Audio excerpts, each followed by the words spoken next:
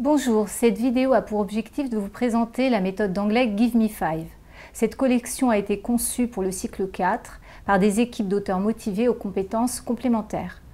Elle a pour objectif de vous aider à enseigner l'anglais autrement dans vos classes. Bienvenue dans Give Me 5.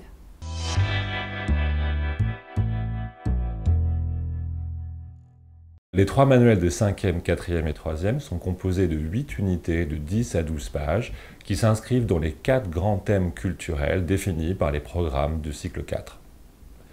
Les thématiques abordées sont variées, attractives pour les élèves et offrent de nombreuses possibilités de croisement interdisciplinaire.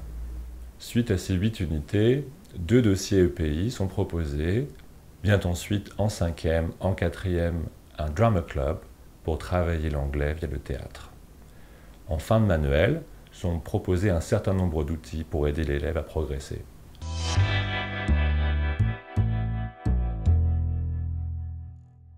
Chaque unité commence par une page d'ouverture qui introduit le thème de l'unité à travers un titre et ses objectifs, une grande photographie, une vidéo qui permettent d'entrer directement dans le thème et enfin l'annonce de la réalisation finale. Le cœur de l'unité est ensuite constitué de 2 doubles pages. La première double page, intitulée Focus On, s'articule autour de 3 supports indépendants les uns des autres. Ces supports permettent d'introduire en contexte l'effet de langue, mais aussi le lexique, utile à la réalisation de la tâche finale. Ils permettent également d'entraîner les élèves aux différentes activités langagières.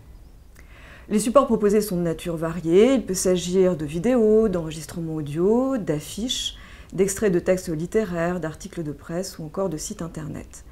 Ils sont tous fortement ancrés culturellement. L'appareil pédagogique se décline, lui, en 3 types de consignes. Les Get Ready sont des activités qui portent sur un mini-champ lexical et sont destinées à faciliter la compréhension du support. Nous avons fait le choix de les faire figurer dans le workbook sous forme de travail d'anticipation, de manière à laisser le choix aux enseignants de les utiliser ou non, et aussi de permettre la différenciation.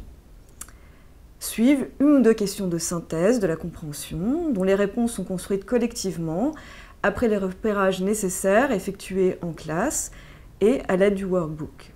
Enfin, les Your Turn sont des activités de transfert très guidées, à réaliser seul ou en binôme, à l'écrit ou à l'oral. La double page Team Challenge est une proposition prête à l'emploi pour varier la mise en activité des élèves et rebrasser ce qui a été vu lors du Focus On. Les élèves doivent en effet relever un défi en équipe. Un Get Ready leur est proposé dans le workbook afin de les préparer à la découverte des supports ou d'introduire des éléments culturels prérequis. Chaque équipe travaille ensuite sur l'un des 3 supports du Team Challenge. Là aussi, les supports sont variés, systématiquement 2 compréhensions écrites et 1 compréhension orale ou une vidéo, et ouvrent sur le monde anglophone en enrichissant le vocabulaire. La mise en commun qui suit permet l'échange entre les équipes et la résolution collective du défi. Suite à ces 2 premières doubles pages, une double page de travail sur les outils linguistiques est proposée. À gauche, la page Use Your Grammar regroupe des exercices sur les points de grammaire abordés en Focus On et rebrassés en Team Challenge.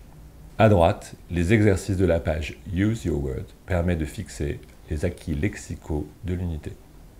Dans Give Me 5, 4e et 3e, la page qui suit varie d'une unité à l'autre. Il peut s'agir soit d'une page Media Smart ou d'une page An Eye on Art. Les pages Media Smart, au nombre de 4 dans le manuel, ont pour objectif de traiter l'éducation aux médias et à l'information. Elles peuvent notamment inclure l'analyse ou la lecture critique d'images, telles que des publicités ou des caricatures, mais aussi la déconstruction de fausses informations et encore la gestion des médias, notamment Internet, comment par exemple se protéger et protéger des données personnelles. Les pages An Eye on Art, également au nombre de 4 dans chaque manuel, permettent, elles, d'ouvrir le champ culturel à des œuvres en lien avec le thème de l'unité, dans le cadre du parcours artistique. La page qui suit s'intitule Check Your Progress et propose des activités ciblées d'évaluation des compétences.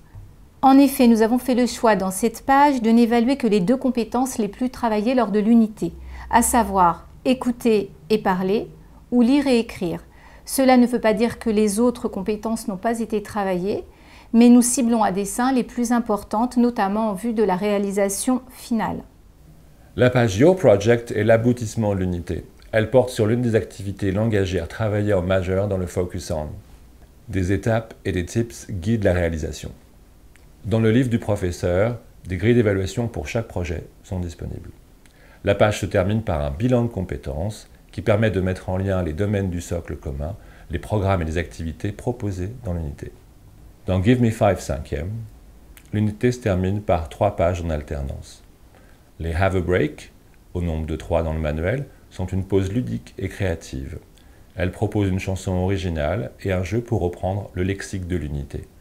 Les chansons seront disponibles en version karaoké dans le manuel numérique professeur. Les pages eSmart, également au nombre de 3, ont pour objectif de faire manipuler, créer, jouer, parler en utilisant Internet et l'outil informatique en général. C'est une première approche de l'EMI qui sera complétée et élargie en 4e et 3e avec les pages MediaSmart. Les pages An Eye on Art, au nombre de 2, fonctionnent comme celles des niveaux de 4e et 3e. Une unité sur 2 dans Give Me 5 4e et toutes les unités dans Give Me 5 3e se terminent par des pages Goodreads, qui proposent des extraits littéraires pour favoriser une approche moins scolaire, plus ludique de la lecture. Les extraits sont de nature très variée, il peut s'agir de romans d'anticipation, de romans historiques ou encore de science-fiction, de témoignages, de romans graphiques. Ces extraits sont accompagnés de questions de compréhension et aussi d'une rubrique lexicale Good Words destinée à travailler en interlangue.